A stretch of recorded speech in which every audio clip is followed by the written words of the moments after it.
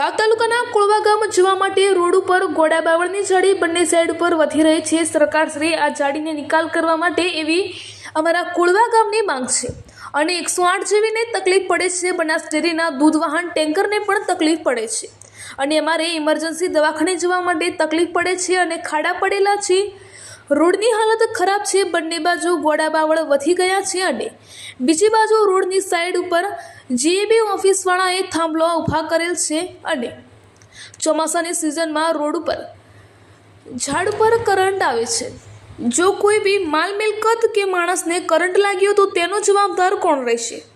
સરકારશ્રીને કાયદેસરની કાર્યવાહી કરવી જોઈએ। કાર્યવાહી કરવામાં નહીં આવે તો રાજપૂત ગોવિંદભાઈ પીરાભાઈ હાઈકોર્ટ જવા તૈયાર છે। 1 મહિના અને 10 દિવસની આવાજ આપું છું, પછી હું કાયદેસરની કાર્યવાહી કરીશ। રોડના અધિકારીઓ સમજી લેજો। આગળ પાછળવાળા ગામ લોકો મારા ભેગા છે। કાયદેસરની કાર્યવાહી કરવાની તૈયારી રાખું છું। સરકારશ્રીને ધ્યાને નહીં લેવાય તો હું હાઈકોર્ટ જવા માટે તૈયાર છું। રિપોર્ટર રાજપૂત ગોવિંદસિંહ વાઉંઠીમાં।